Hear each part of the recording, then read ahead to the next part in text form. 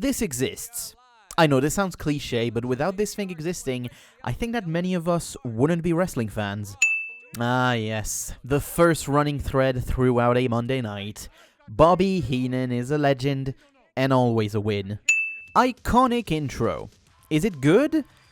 It's a product of its era more than anything. I won't say good or bad, just iconic. The Manhattan Center. Another very iconic shot of the first time we see the ring on Raw. Look, there's going to be a lot of iconic wins for this first episode. First of many people that will wrestle on Raw, but Coco will always hold the distinction of being the first. Yokozuna's presentation at that time is quite good. It was more involved than most, and you could see that Vince wanted to make this guy a star in an unconventional sense. And believe me, this guy, take him 50 pounds off, and he could fucking go, just like all those Samoans. Squash matches won't get a lot of points in this show, but, you know, at under 4 minutes, this was just Yokozuna getting prepared for what's to come later in the year for him. Banzai drop, because finishers are finishers, and you have to like them. Oh yeah, more Heenan, in a badly scripted, pre-recorded promo. This doesn't showcase your talent, Heenan, but still, you did your best with what you were given. The Steiners. If you've seen some WCW matches, you'd really know why this win is given to them. They weren't given nearly enough in WWF. Oh, hello, Madborn. The only doink. The crowd is one of the aspects that is quite memorable from this show, and the barking is one good thing about this show. You'll be seeing him against my latest maneuver. God, I love his scoop power slam. Damn! This is another squash.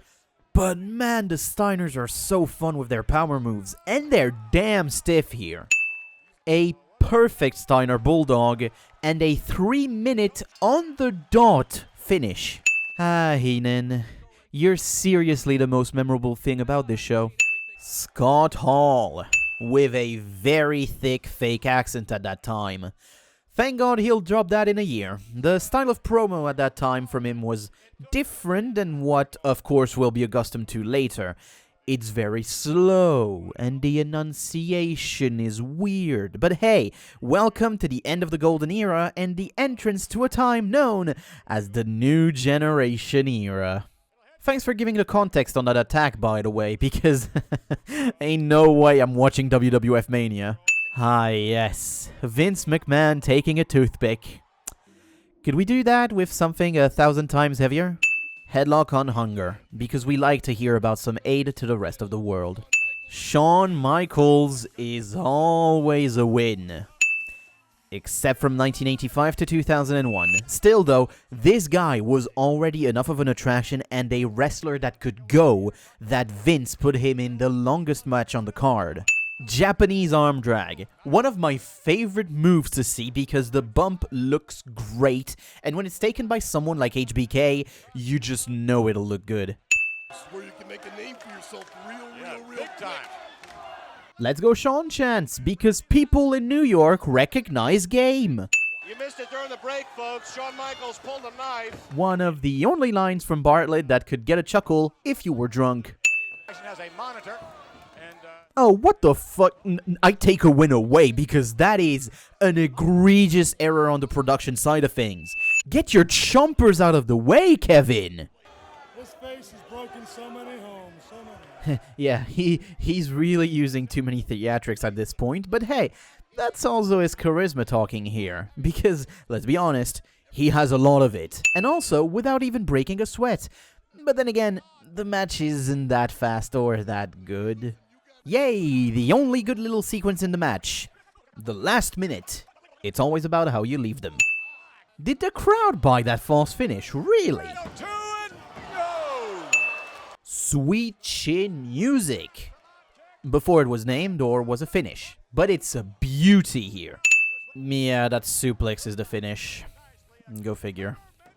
Still, the best match on the broadcast by a country mile. I'll mostly skip the Rumble report, but give it a win for a couple of promos from Perfect, Sean, and Marty. Not the other ones, because, I mean... Because the winner will have an opportunity to meet the World Wrestling Federation champion at WrestleMania 9. Yeah, guys, first Rumble to have the winner stakes for Mania. So that does get a win that they figured out how to make the Rumble more exciting. Third Heenan skit. It's just fun to see him, really. Wish I could have heard and seen more of his stuff back then, honestly. He's that good. For some reason, 2 minutes of this broadcast are dedicated to Kamala turning face. It's a choice. No win, of course. The Undertaker is always a win. I think I don't need to explain myself. I'm not saying Calloway, I'm saying Undertaker. Old school. Not a great one, but it's old school. No, but what the fuck, Demento? He actually messes up so many sells and moves, it's a really bad watch. But still, it's The Undertaker, and he is the attraction here, not the match. It's the Tombstone Piledriver. What the fuck, that is so random. I know the story between these two, but why would that be advertised as a real thing? This somehow was the most heated thing. Just that little squirt of water, and actually, I love it, it's funny. And the final part of the Heenan thread, with Heenan allowed when the show is over. Well, wouldn't you know, this was not a good first show for Raw. Then again though, what are we expecting here?